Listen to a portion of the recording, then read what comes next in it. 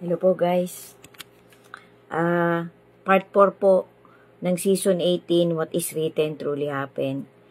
Thank you so much po talaga guys sa lahat po ng makakakita ng content ko na to at sa lahat po ng magtatry na tapusin.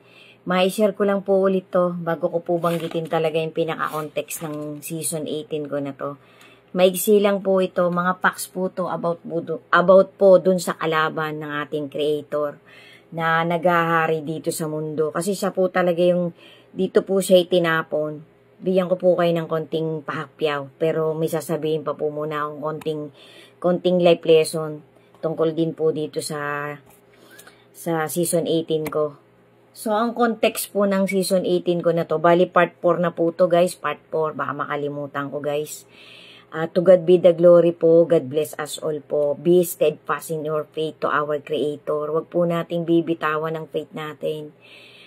May napanood po akong isang lalaki. Lately, ito lang po, mga few hours ago, sabi niya po, para po siyang kinwestiyon nung nag-comment sa kanyang account. Sabi po sa kanya yung mga namatayan daw po ng kamag-anak, lalo na ng magulang, na wala kang pera kaya namatay, wala kang pandeposito sa ospital. Wala daw pong Diyos noon. Pinabayaan ka ng Diyos. Mali po. Yung gumawa po ng content creator, pinagtanggol niya po ang ating Panginoon. May faith po yung lalaking yun, kaya hinart ko po yung kanyang content. Ang ganda po ng sinabi niya.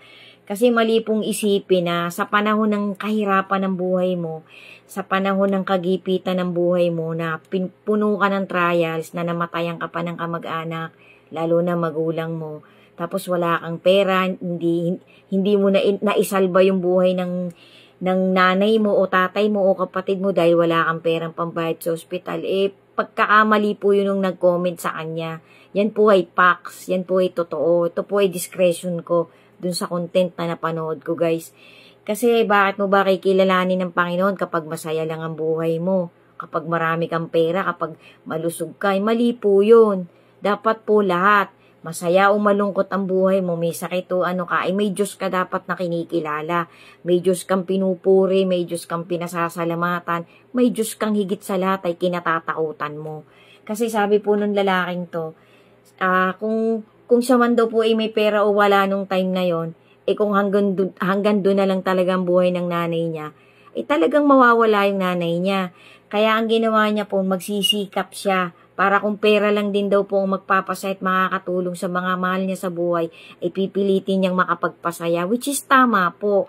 Kasi gusto niya pong gamitin yung masama niyang experience na mag-motivate pa siya, magsikap pa siya. Kasi nga po, ang tao po, habang nabubuhay ay hindi po nauubusan ng pagsubok at struggles. Yan po mas lalo, si Job nga po sample na lang po yung mga taong nasa banal na kasulatan ng ating Panginoon. Yan po nagtawid, yan po nasulat mga pangyayaring yan. Sobrang kapal po ng Holy Bible, ng Holy Scripture, ng banal na letter, love letter ng ating Panginoon. Kung yan po'y pinakapal pa ng makapal na makapal, sobrang dami po sa ganyan pong kakapal na Holy Bible natin, Holy Scripture, napakarami pong motivation mapupulot dyan. Kaya po nasulat ang isang pangyayari ng bawat taong nakasulat dito sa Biblia na to. Ito po ulit, papakita ko po ulit sa inyo ang Bible ko. Ito po ang Biblia ko, ito po ang Holy Scripture ko na talagang simula po nung binili ko to, lagi ko na po itong katabi. Madalas talaga pong lagi ko itong hinahawakan. Kapag ka po meron akong talagang gustong i-confirm na napanood kong content, nagdito po ako nagre-rely kahit po meron na akong app sa akin ng mga gadget na ginagamit. Kasi iba pa po yung, iba po talaga yung may hard copy ka, yung may nahahawakan ka kaysa dun sa binabasa natin sa app natin. Although kompleto din po yung mga nasa app. Ako po mas prepare ko po yung talagang nayayakap ko siya, nahahalikan ko siya, talagang ninanamdam ko yung letra por letra, talagang nahahawakan ko ng literal. Kasi ang Panginoon po talaga works in mysterious ways. Mali po yung pananaw nung nag-comment sa content creator na to na sa amo lang sasabing may Diyos ka ang buhay mo kapag masaya ang buhay mo, kapag masagana ang buhay mo. Mali po.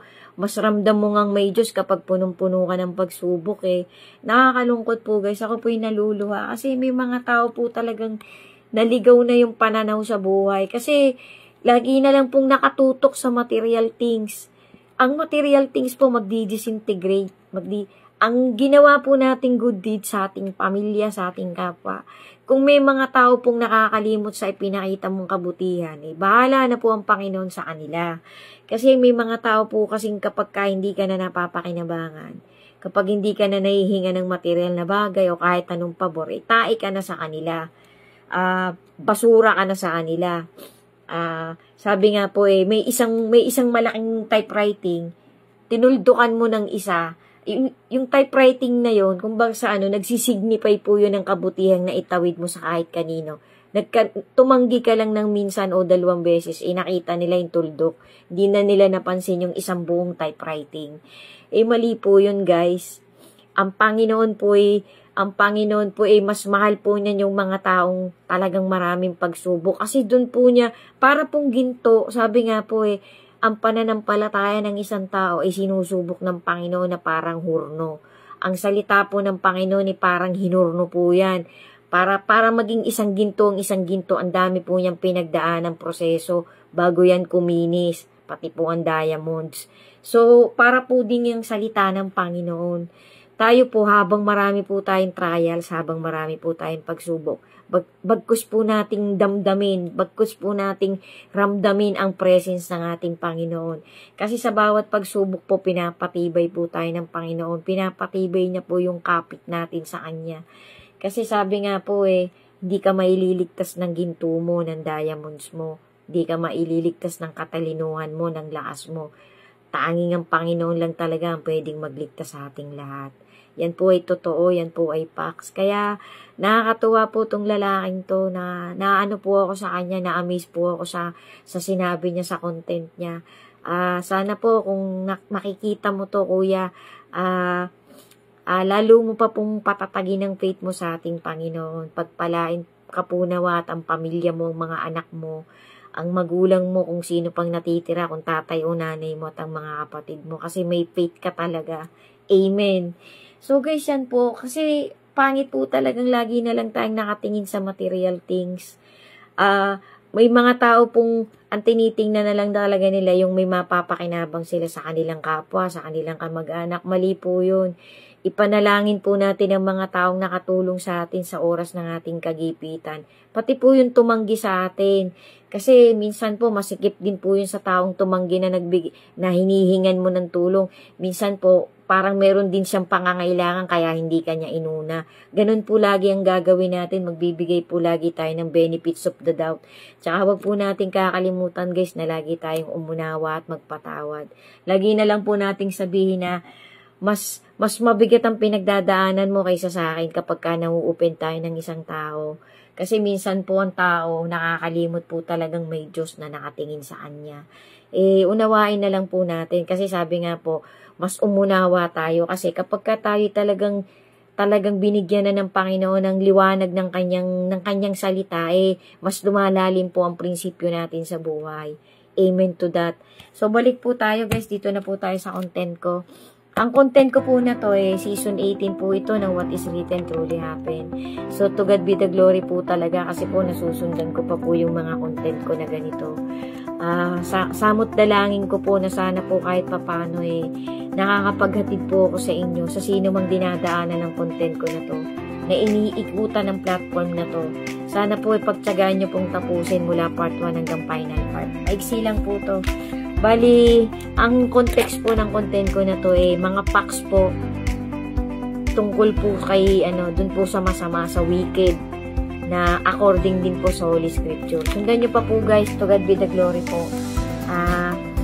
Be steadfast in your faith, and lagi po nating tatandaan, ang faith po ay completeness ng hope, love, at good deeds.